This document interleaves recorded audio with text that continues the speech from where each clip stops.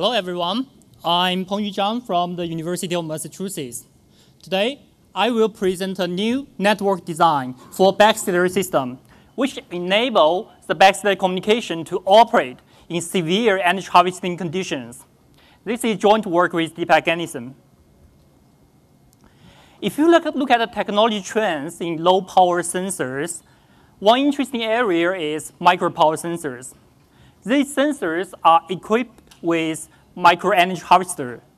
As a result, they don't have to use a battery to power the whole system. One application domain of this sensor is biosensing. For example, the sensors in the bloodstream to deliver the glucose, wearable sensors to measure the vital signs, and molecular sensors in the ear. And recently, Google announced a project of contact lens, which measures the glucose in your tears. Because of the physical size limitations of these tiny sensors, as a result, it's very hard to attach a big battery or even a coin cell battery onto these sensors. As a result, the designers are turning into the ambient or external energy sources to harvest energy and power the whole system. For example, they can harvest energy from the micro solar cells, vibration, thermal gradients, and wireless signal biofuels. The particular question we are interested in to answer is, how do these sensors communicate with the outside world? For example, you might want to offload the glucose sensor data from the contact lens to a cloud infrastructure for further data analysis. Or you might want to send commands to the sensors to deliver the glucose, right? In recent years, there has been an emerging technology which called backscatter communication that is used for communicating with such tiny sensors. RFID infrastructure is one example of the backscatter communication system. There, in RFID infrastructure, there is a backscatter reader which continuously provides a carrier wave to the sensor. The sensor rectifies the carrier wave, convert it into energy, store the energy into the buffer, power the whole system. At the same time, the sensor reflects part of the energy back to the reader with its own information. Because the sensor does not actively transmit information like Wi-Fi system. It just reflects the signal back to the reader. As a result, the power consumption of backscatter communication is very, very low at a microwatts level. It seems that the backscatter communication is suitable for communicating with such tiny sensors because this sensor does not have energy, right? But in reality, it's not true. This is because of the several limitations. One limitation is the communication range of the backscatter communication. In order to understand this, we did one experiment. We deployed one micro power sensor in front of the backscatter reader. We run a network stack, Dewdrop, which was published several years ago on NSDI, and measures the maximal operating range of this sensor when it runs the Dewdrop network stack. And the maximal range we achieved is 3.6 feet. Okay, we might conclude 3.6 feet is the maximal communication distance of backscatter system. Just like we said for the Wi-Fi, that the Wi-Fi does not work beyond 30 feet. However, when we make the conclusion, we should be a bit careful because the backscatter have two parts of the story. The first part is the backscatter reader provides the RF power to operate the sensor. The second part is it enables the wireless communication with the sensor. Which one is the bottleneck? Is the 3.6 feet caused by the RF harvesting or caused by the failed wireless communication? In order to understand this, we did one experiment. We transmit the raw data from the sensor directly to the backscatter reader and measures the maximal communication distance we can achieve. And it turns out the maximal communication distance we achieved is 18.6 feet, much longer than the 3.6 feet. So it's a huge gap, right? It's 5 times longer. It's a huge gap. So we are curious, why there is such big gap between the operational range of the micro power sensors versus the communication range of the micro power sensors. It turns out this big gap exists even if we switch to other network stack. For example, Flit, published in Mobisys several years ago, and EPC Gen 2, which is a network stack running by the RFID system. Before we dive into this question, let's do some investigation of the energy harvesting system. First, let's look at the macro energy harvesting system. For example, solar farms or big solar panels. This macro system have very large ultra capacitor to store the huge amount of energy it can harvest. And the charging and discharging usually take a long time scale. For example, 1 day for charging and 1 night for discharging. Micro energy harvesting system is very similar to the macro system, except they have only tiny energy harvester and tiny buffer. So the charging time and discharging time is on the level of milliseconds. And they have minuscule of energy within the buffer. Okay, let's go back to the previous question. Why is the operational range of the backscatter is limited?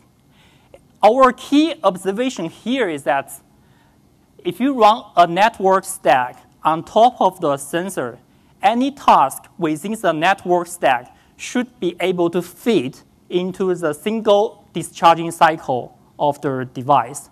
Otherwise, the task execution fails because of the energy outage of the device, and the network stack ceases to operate. Okay, let's look at one example. Let's look at the Dewdrop network stack. The atomic unit of the Dewdrop network stack is a packet transfer, which is associated with several handshake messages between the reader and the sensor. It turns out the atomic units of the Dewdrop network stack is too large to fit into a single discharging cycle. As a result, executing of the atomic unit fails, and the Dewdrop network stack ceases to operate. So what's the insight we observed here? Because it's too large, right? So the key insight here is that we just have to drive down the sizes of the atomic units to the smallest to enable the micropower devices to operate in severe energy harvesting conditions. So instead of transmitting a whole packet within a single discharging cycle, we can just transmit 1 bit, because 1 bit is the smallest atomic unit within a network stack, right? Let's see what's the benefit. It turns out, oh, we solved the problem. If we transmit 1 bit each time within a single discharging cycle, the communication distance we achieved is 18 feet, very close to the 18.6 feet of the communication range, and much longer than the 3.6 feet when we run the Dewdrop network stack. So we solved the problem. It seems that, but the throughput suffers. We deployed the sensor 18 feet from the backscatter and do the bit-by-bit transfer. The throughput will shift 80 bps. We move the sensor closer to the 3.6 feet. The harvest power increases by several orders of magnitude. However, the throughput we shift is only 100 bps. Well, it's negligible, right? The increase of the throughput. Why? It's intuitive, because every time we just transmit a very small atomic unit, and there are some overheads associated with this small bit-by-bit transfer. These overheads kill the throughput, right? So the key question we want to address in this paper is how to maximize the communication throughput of the backstage system while still maintain the capability to operate the whole system in severe energy harvesting conditions. All right, so at the core of our design is a microframe microframe controller. And in this design, we first look at which system parameters affect the communication throughput and the operational range of the micropower devices. And then we look at how to tune these parameters in real time. The first parameter we can tune is a voltage, right? Many mobile systems just measure the voltage and look at how much energy is left in your device. Maybe you can check your phone, right? Your phone will show the battery level of the device very clearly. however, measure the voltage on the micropower devices is really very expensive. The amount of power consumed by the one voltage measurement is equal to 27 bits of data transfer. It's too expensive. So we are thinking about other alternatives to measure the performance of the system.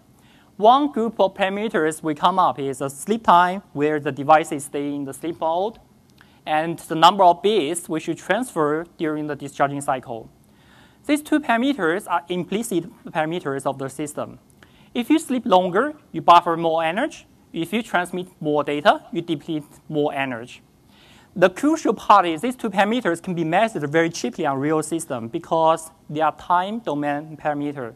So you can just run a timer on the micropower devices and count the numbers. So let's look at how to select the first parameter, sleep time. It seems that we should choose a very long sleep time, right? With the longer sleep, you buffer more energy, and you can avoid the fails of the transmission. However, that's not true, because this figure shows the sleep time, the relationship between the sleep time and the energy harvesting rate. There is one point which is optimal for energy harvesting rate. And if you sleep very long, because you will get close to 0 energy harvesting rate, this curve looks like that's because of the capacitor charging equation that is shown here. So our goal is try to identify the optimal sleep time and use the sleep time to tune our system. So we use a gradient search-based algorithm. At each sleep time, we calculate the gradient of the energy harvesting rate. And if the gradient is positive, we increase the sleep time. If the gradient is negative, we reduce the sleep time. And finally, we'll reach one point where the sleep time, the gradient is close to 0, which is optimal sleep time. Now, let's look at the second parameter we should tune. The number of bits we should transfer within a single discharging cycle. All right, it seems there is an intuitive answer. We might only have to deplete all the energy we buffered and transmit as much as possible. Is this true? No. That's because we observe the surprising SNR degradation when more bits are transferred, as this figure shows. You can see that with the transfer proceeds, the SNR of the system degrades. And at the end of the transfer, the signal strength perceived by the system is very close to the noise level, which causes troubles for the decoding. And we observe a significant increase of the bit error rate. This is because of the shared RF power between the energy harvesting circuits and the backstage communication circuits. When you transfer the data, the amount of energy within the buffer decreases because the matching circuit is tuned for maximizing the energy harvesting rate. As a result, more energy, more power is harvested and put into the buffer, and less power is reflected back to the reader. As a result, the reader perceives the decrease of the received signal strength. So the reader, based on the perceived SNR, it will tell the sensor how many bits you should transfer, even though the sensor have more energy to transfer even more data. And this can be done by shutting off the carrier wave from the reader to the sensor.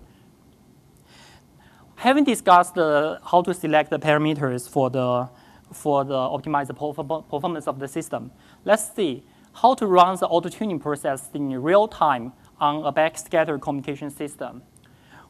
First, let's look at the cases where a sensor is transmitting data to a backscatter reader.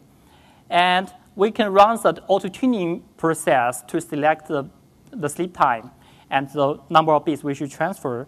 And the sleep time is chosen based on the energy harvesting rate perceived by the sensor.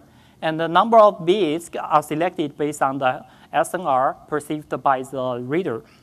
OK, this link works pretty good. Let's look at the reverse link, where the backscatter reader wants to send some data to the sensor. Can we run the same auto-tuning process we just described on the reader side? Is it possible? No. That's because the reader does not know how much energy is available within the sensor. If the reader wants to transmit 100 bytes data to the sensor, maybe the sensor just have available energy to receive 50 bytes of data. So how can we do it? How can we enable the auto-tuning process on this communication link? That's a crucial question we want to address. And our key observation here is that the two communication link where the reader transfers data to the sensor and the sensor transmitted data to the reader are somewhat independent in terms of the physical mechanism they used for generating the signal.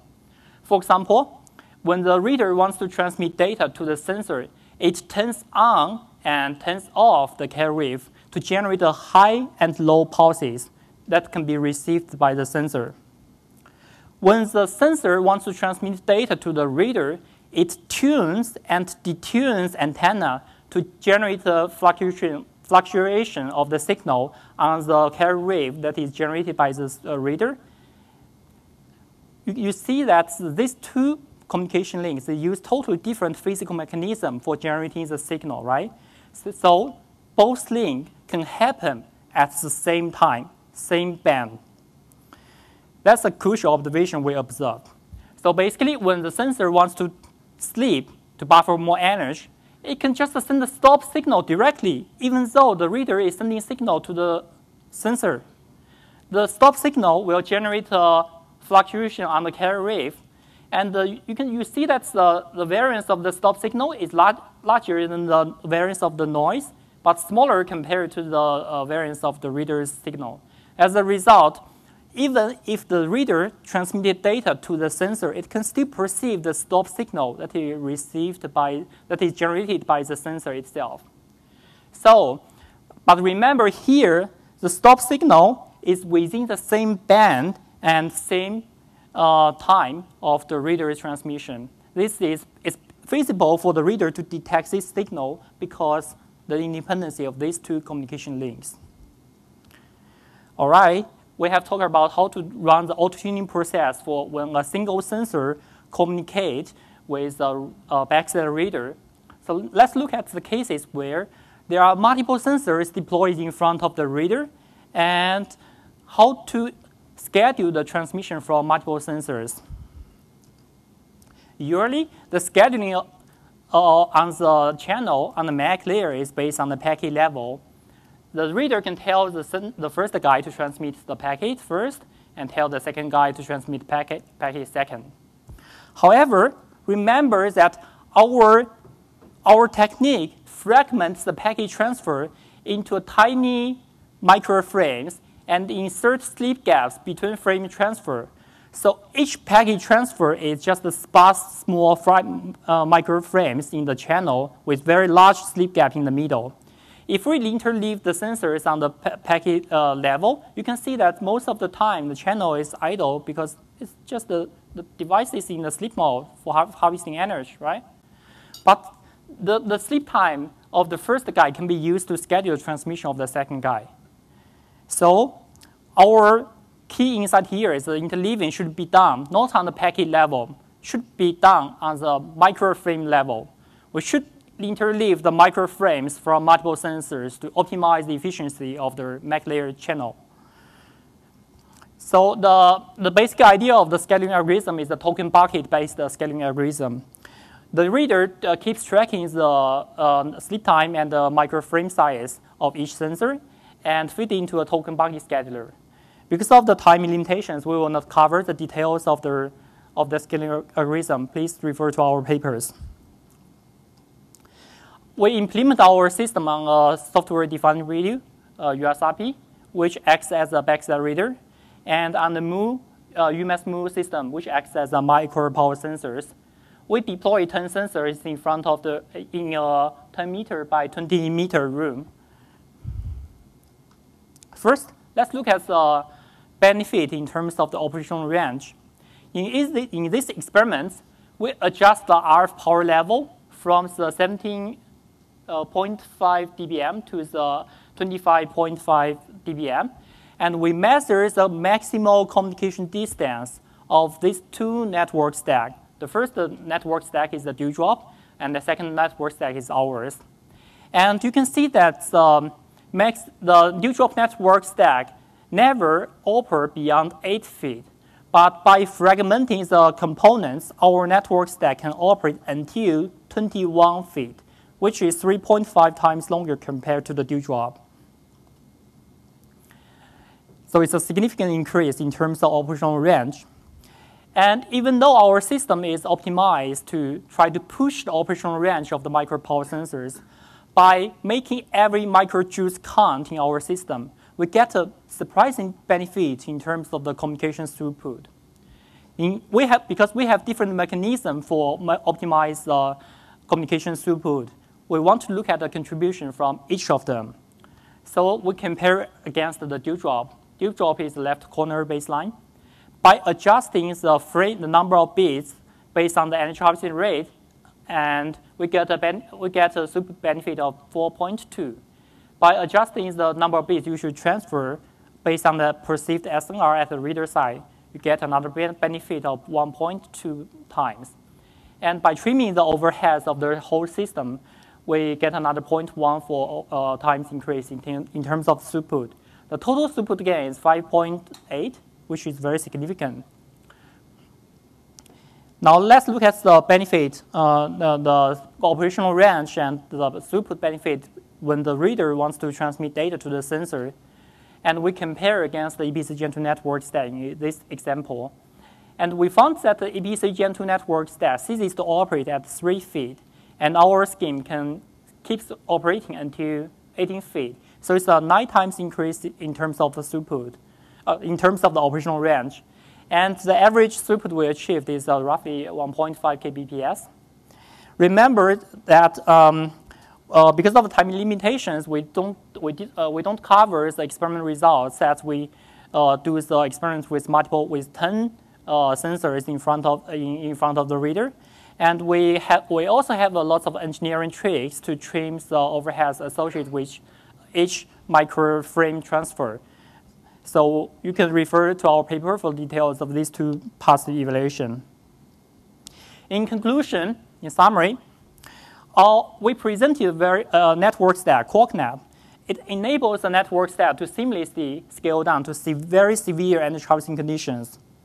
Our key contribution here is that we provide a novel packet fragmentation abstraction that can fragment the packet into small microframes as small as several bits each microframe to enable the whole system to work in severe energy harvesting conditions. And we also adapt the sleep time and the number of bits you should transfer according to harvesting and the network conditions. Basically, we address the fundamental limitation of the backscatter, the communication range, and improve and surprisingly, we also improve the throughput. So we believe that the abstraction we proposed in this paper, task and packet fragmentation, will enable lots of new applications for the backscatter-based micropower devices. Thank you. I'm happy to take questions.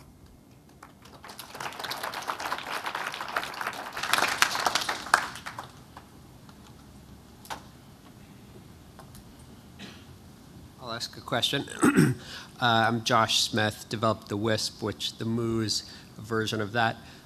What I was wondering is, have you had a chance yet to look at what happens when the data doesn't come through? So if you have to retransmit and so forth, have you studied how that interacts with your fragmentation scheme? So let me repeat the question.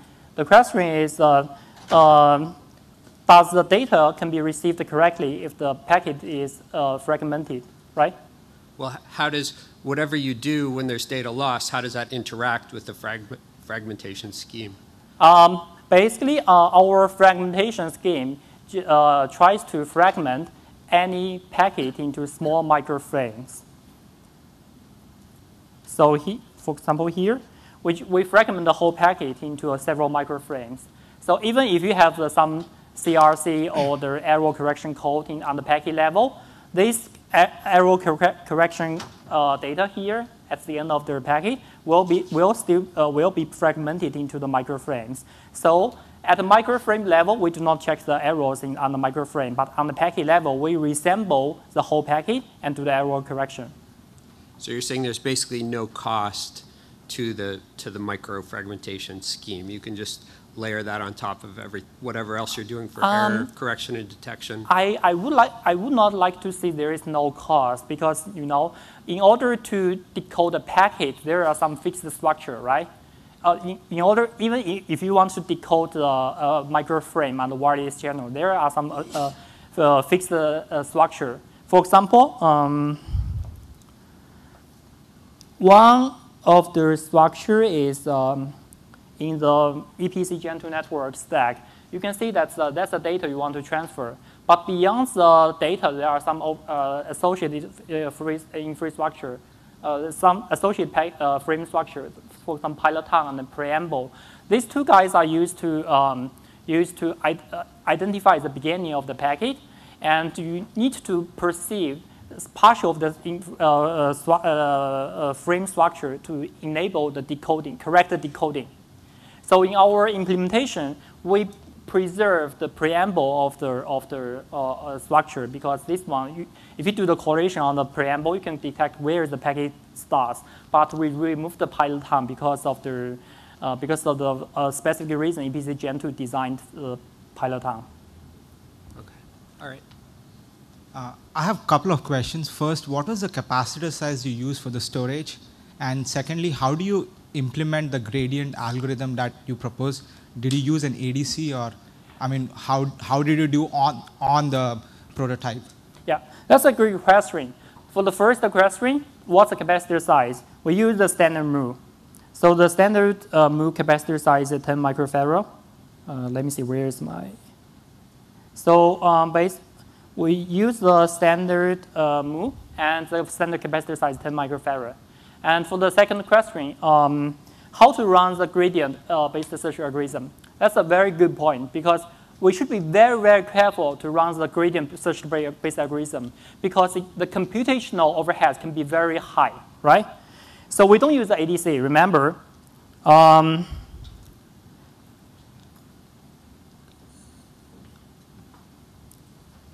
If you do the ADC, basically you want to measure the voltage of the within the energy buffer, and as I mentioned here is each ADC. ADC means the analog to digital conversion to measure the voltage. Each ADC is negligible on the mobile phones, but it's very high cost on our platform. So we don't do ADC. We choose other parameters. We do the gradient search for the sleep time, which can be calculated based on the timer. Running a timer is much cheaper compared to run an ADC. Okay, thank you. All right, let's thank the speaker.